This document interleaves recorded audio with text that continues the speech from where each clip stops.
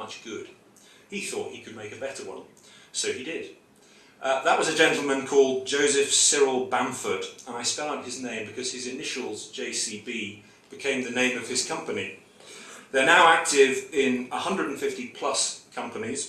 Several of their major plants are in India, and they're one of the world's most successful creators and sellers of earth-moving equipment. I salute their success. The factory I went to today is a British company investing there. The factory is world-class product, world-class standards. The staff are either entirely or very nearly entirely Indian. It's a huge international success, and they're not just making products for the domestic market, they're exporting to markets hither and yon on all the continents. My second example is an Indian company which is investing very successfully in the UK. And I shan't say the name straight away because that will give it straight away. In 1868, I bet you'll guess, a gentleman founded a private trading company and bought a cotton mill, and the cotton mill hadn't been hugely successful up to that point.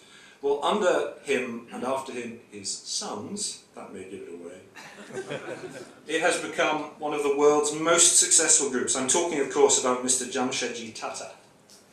And now, of course, Tata and Sons, they're in, and again, here I have to look at my notes because the list is so long. Chemicals, fast-moving consumer goods, energy, engineering, steel, services, and many others. They are dear to British hearts because Tata are now the biggest manufacturing employer in the UK. The second plant I went to this afternoon is the very large Tata Motors complex, at the edge of which there is a small but growing Jaguar Land Rover facility.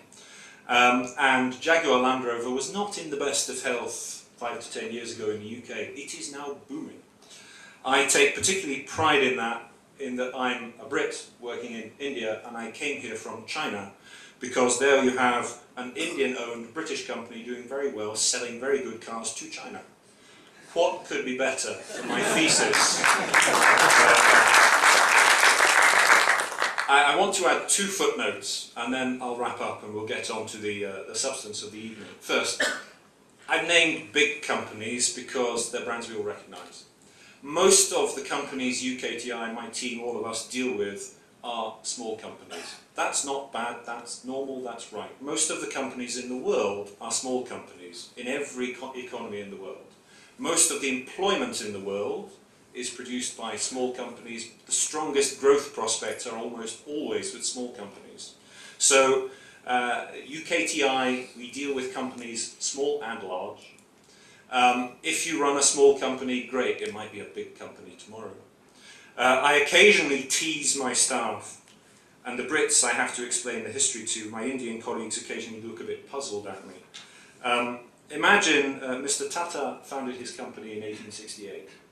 UKTI didn't exist in 1868, but imagine in 1869, Mr. Tata walks into the office of a consultancy like me, or whatever is the 19th century equivalent, and says, I've got a little company, I think it could go far. One day we'll be making, etc.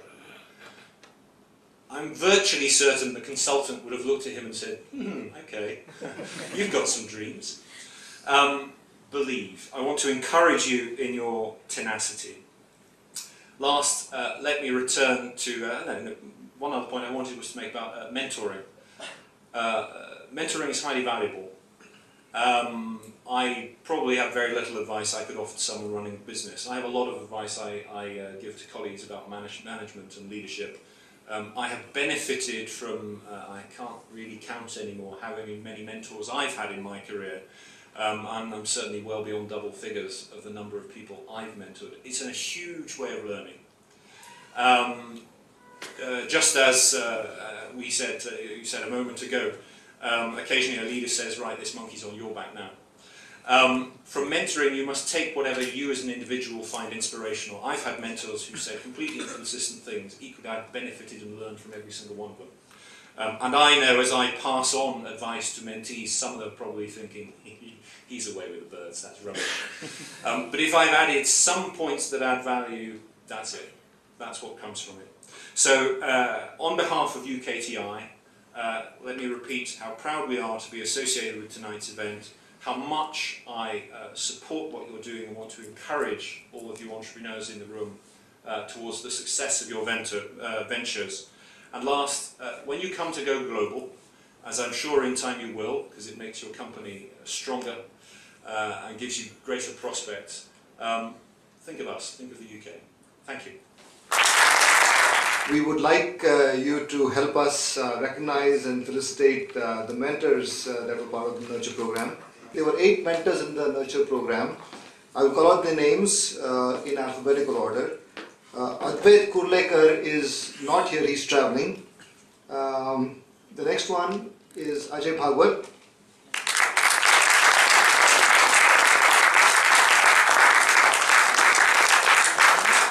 Anil Paranspe is also traveling, I believe. I will call upon next Kiran Deshpande.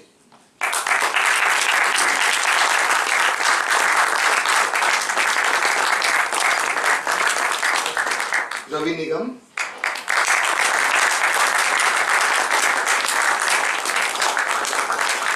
Suren Kapse. Uday Kothari.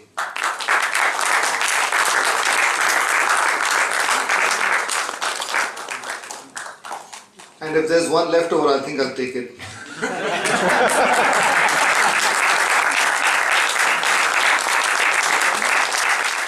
As I said before, this was TiE Pune's first Nurture program, and there were a lot of learnings and unique experiences that both mentees as well as the mentors received from this.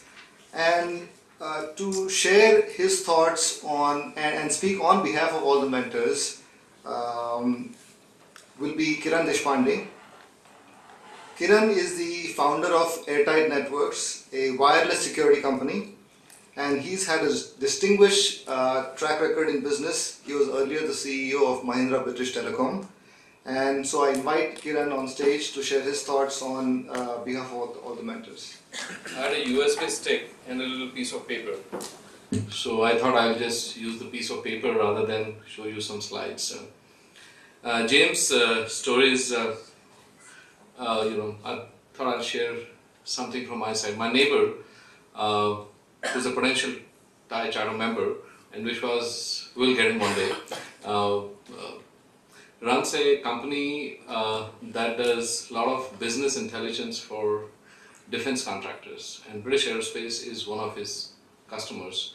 And I see him going to UK every now and then, to a point where his wife says, every time he's going to London. So I told him I know a couple of people in UK who work for me, excellent people, and you may want to hire them. And both of them are of local British origin, and I got to know them from the time when I was CEO of a BT joint venture in software and built some real strong tie-ups.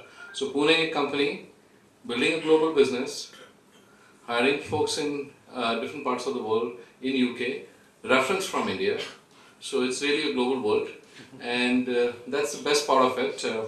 So coming to speaking on behalf of mentors, I'm very flattered and feel very good that in spite of all the pain that we have inflicted on all the companies that presented today, they still like us and want to have a conversation with us. To a point where I was with many of the founders here and got delayed going up for meeting with Mr. Rao. An entrepreneur, if I can say that, having been through it myself, it's like a pregnant mother in labor pain. Brutally focused on what they want to do, don't give a damn about anybody else outside, because if that is successful, it's hugely satisfying, but the process is very painful. And Ajay, while Ravi lives in the same complex where I live, and so we managed to make sure that when one of us is working, the other one makes sure at the home that we always support. But Ajay is just around the corner, and he has been very gracious. So we used to go there, and once we found him sitting, Ravi and I actually did an angel investment in a company, and we said, why don't we walk the bloody talk? We've got TiE, and our whole idea is to foster entrepreneurship. So Vishwas said monkey is on Ajay's back, and he put